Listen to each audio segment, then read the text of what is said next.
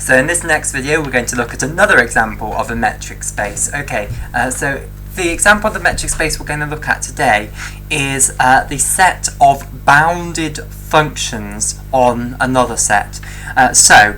Basically we're looking at the set called BA, where A is a set. So you start with A, which is a set, and then basically what you are looking for, BA, is going to be equal to the set of all functions which map A onto the real line such that F is bounded. Meaning that if you for each F in this set BA, there exists there exists an M which is specific to your function F. So take this function F, which is going to map each of every element of the set A onto a real number. Then for that F, there exists an MF such that MF is greater than the modulus of F of little a for all little a is an element of A. So basically, there exists a number for which there exists a positive number, I should say. MF is going to be greater than 0, and it's going to be a real number. There exists a real number such that all of the values that you ascribe to every element of the set A have a modulus less than this value. So if we think about it pictorially, let's have our set here, which is A, and we have a function F, which is mapping you onto the real numbers.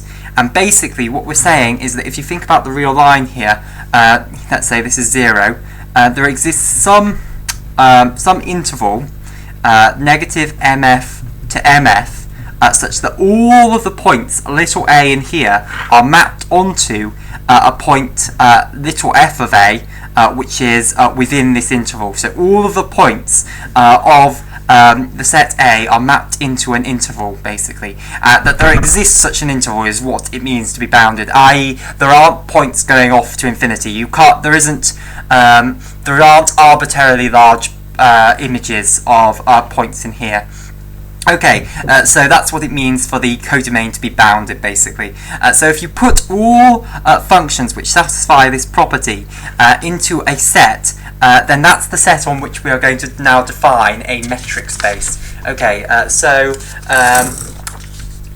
The way we're going to define the distance function on it, basically, is this.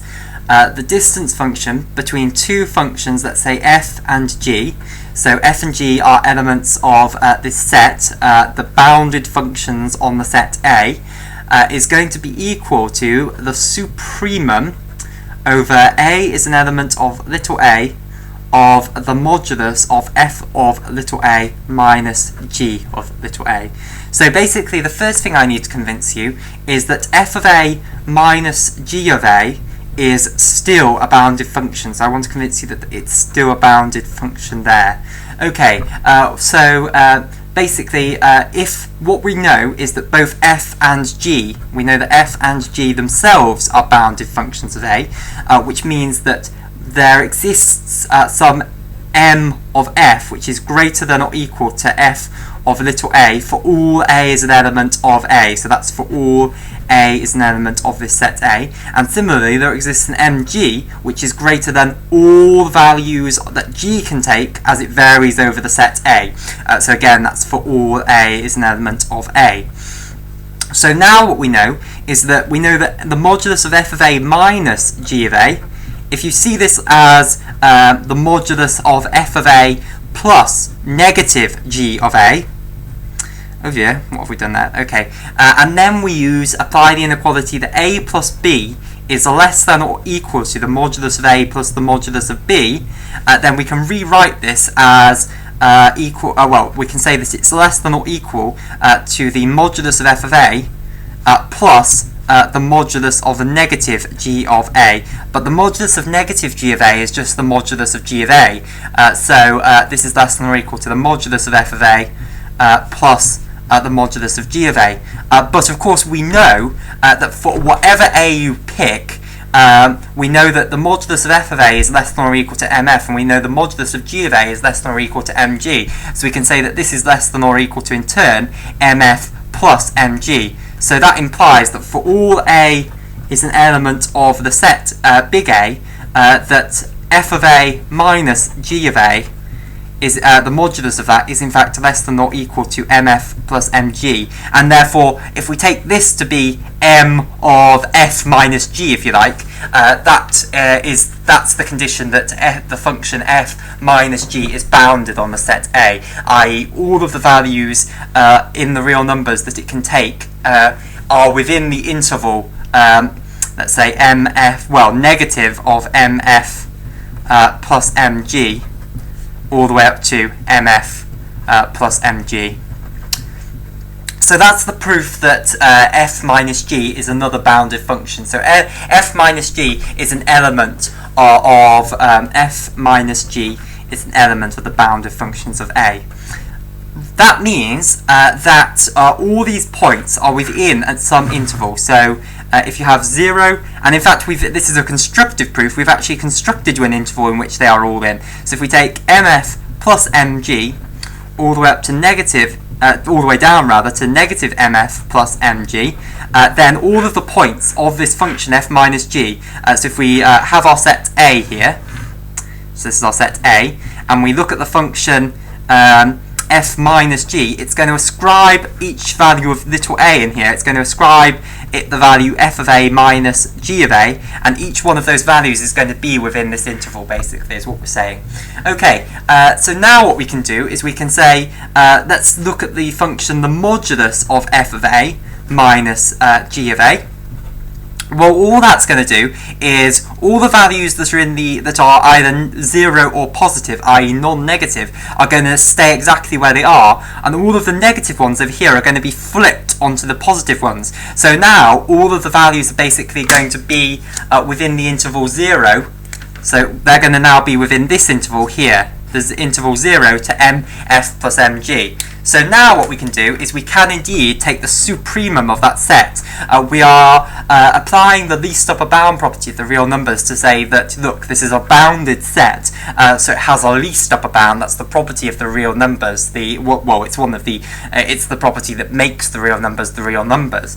So we can take the supremum over all values of a is an element, over all little a is an element of the set A of this function, which just basically means take the supremum of the set, which is the image of this set A, basically. So for every single little a in here, you have a corresponding point somewhere within this interval. I want you now to take the supremum of all those points in this interval that were mapped onto from here into here.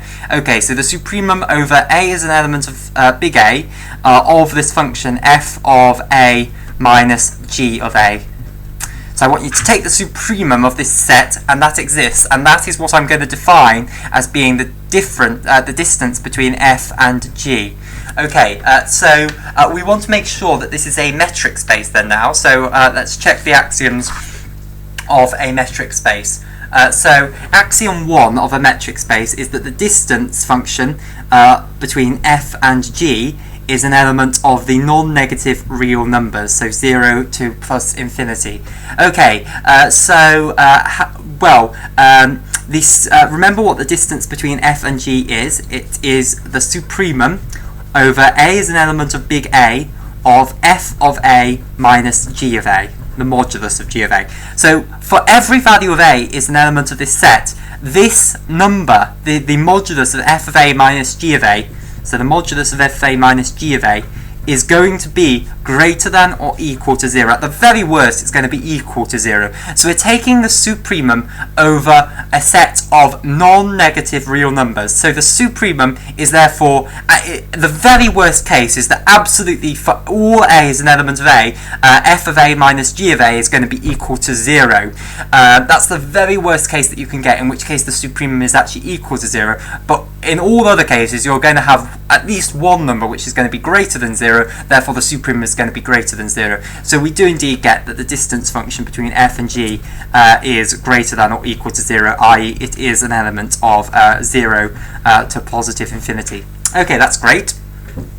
So, axiom 2 of a metric space, that the distance between f and f, so the distance between a function and itself, it needs to be equal to 0. So let's go to the definition. This is the supremum over a is an element of a of the modulus of f of a minus f of a. Now, for all a is an element of the set A, all little a is an element of the set big A, f of little a minus f of little a is equal to 0. So these are just, basically, if you think about it, you've got big A here being mapped onto the real numbers, and you have a little a in here, which is going to be mapped onto, by f, it's going to be mapped onto some f of little a. And that's just going to be some real number, so when you subtract it from itself, that's going to go to 0 down here. So basically, this is going to equal 0 for all a. No matter which little a you take in this set big A, it's always going to equal 0. So this set that you are taking the supremum of is basically going to be a set containing 0, 0, 0, and only 0. So you're taking the supremum of a set containing 0, which is indeed equal to 0. So that shows us that the distance between a function and itself is going to be equal to 0. Now conversely, let's say that if the distance between f and g is equal to 0, we want to show that f is equal to g. Well, this implies that the supremum over a, little a is an element of big A of the modulus of f of a minus g of a is equal to 0. Now, that means that this set that you are taking the supremum of, this set let's say, let's write it in set form. The set, we're taking the supremum of the set modulus of f of a minus g of a, where a is an element of a. That's just another way of writing what I've written there. This is probably the more correct way of writing what I've written there. We are taking the supremum of the set containing all values of f of a minus g of a, the modulus of that, and you're letting a be any element of the set big A. Okay, so if we get 0, well, we're taking the supremum of a set which contains only non-negative numbers. So all of these numbers, f of a minus g of a, are either greater than or equal to 0. So if the supremum is equal to 0, then that implies that for all a is all little a is an element of big A, it implies that big f of a, little f of a rather, minus little g of a, the modulus of that must be actually equal to 0, because they can't, none of them can be greater than 0, and none of them by definition can be less than 0, so they have to in fact all be equal to 0, because if a single one was greater than 0, the supremum of this set would be greater than 0, and it's not, it's equal to 0. So it implies that for all little a is an element of big A, the modulus of f of a minus g of a is equal to 0. Now the only way that a real number's absolute value can be equal to 0 is if that real number is in fact equal to 0. So f of a minus g of a is equal to 0, which implies, of course, that f of a is equal to g of a. And this is for all a is an element of a, which implies that f is identically equal to g over all a is an element of a. So they are the same functions. So that's axiom 2 sorted. Axiom 3 then. We want to make sure that the distance between f and g is equal to the distance between g and f. Well, this is again the trivial one, remember. So it's the supremum over a is an element of big A of f of a minus g of a. But again, the modular sign doesn't care which order we subtract them in. So this is equal to the supremum over little a is an element of big A of ga minus f of a. And this indeed is the definition of DGF. So they are certainly symmetric. So now the last property, and we're going to apply the same trick that we always apply, because the metric that we've defined on here is very, very similar to a metric that we coped with in previous videos. So we're going to apply the same trick. Let me get another piece of paper. Okay, so we're going to apply the same trick. We want to show, firstly, that little h be an element of this set of bounded functions on the set A. We want to show that the distance. We want to show the triangle inequality. So the distance between f and g is by definition the supremum over little a is an element of big A of the modulus of f of a minus g of a. Now this is equal to the supremum over a is an element of big A of f of a minus h of a plus h of a minus g of a. So that's perfectly true. If you take the supremum over the set of all values of this, it's going to be the supremum of exactly the same set, because I haven't changed any of these values by doing this, so it's going to be exactly equal to.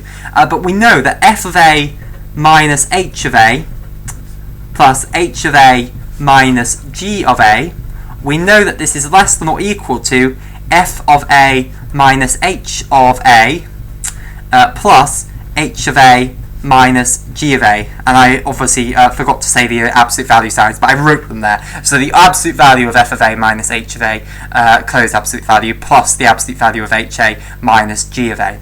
Okay, and that just follows because the modulus of two real numbers a plus b is less than or equal to the modulus of each of the real numbers added together. So modulus of a plus the modulus of b. So you just view a as being this and b as being this.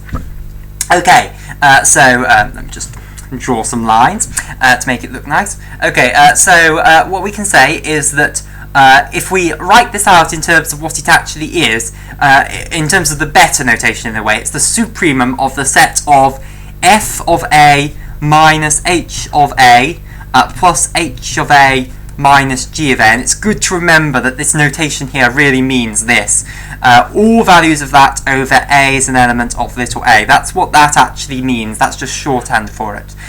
Well, if all of these elements of this set here are going to be less than or equal to this element, then this supremum has to be less than or equal to the supremum containing all of these corresponding elements over here. So it has to be less than or equal to the sup of f of a minus h of a plus h of a minus g of a over a is an element of big A. And that's simply because every element in here has a corresponding element in here which is either greater than or equal to it. So this set is going to contain a lot of elements that are either greater than or equal to their corresponding elements back here. So the supremum can only increase. It could stay exactly the same, but it could increase. It certainly can't get smaller. So this is true. And also we note that the supremum of two things added together like this is the same as the supremum of this one, of a set containing this one, plus the supremum of a set containing this one. Okay, so we get that this is this thing here is in fact equal to the supremum of the set f of a minus h of a, where a is an element of big A, plus the supremum of h of a minus g of a, where a is an element of a. And then we will revoke back to our other notation up here, and we'll write this, that the supremum over a is an element of a, of f of a minus g of a is therefore less than or equal to the supremum over little a is an element of big A of the modulus of f of a minus h of a plus the supremum over little a is an element of big A of a mod of h of a minus g of a. And this is the definition, well, this is the definition of the distance between f and g. This is the definition of the distance between f and h. And this is the definition of the distance between h and g. So there we go. It does obey the triangle inequality quite nicely there. Okay, and now just a specific example. When the set big A is equal to the closed interval between little a and little b, in fact, let's have different notation there because we've already used little a lot in this. So we'll say little c and little d. So just take some numbers little c and little d, and let this closed brackets around c and d like that denote the interval between c and d, where you include the endpoints c and d. If we take the set of bounded functions of CD, then that the set of bounded functions of the interval CD, that means the set of all functions which map each of the elements of this interval CD onto another real number, and it just has to be bounded. It doesn't need to be continuous. It can go all over the place like this if you like. But of course, all the continuous functions this is going to have as a subset the continuous functions on CD, because all of the continuous functions on CD are bounded. That's a theorem from real analysis. So all of those are going to be in here, but it's going to contain a lot of other functions as well. And we can define a nice metric on this space of functions, which would be that the distance between f and g is just as we've defined, the supremum over x is an element of this interval CD of the modulus of f of x minus g of x. So that forms a very nice metric space. So basically we can define metric structure on more general sets of functions than just the set of functions which are continuous on an interval CD. So that's all for this video.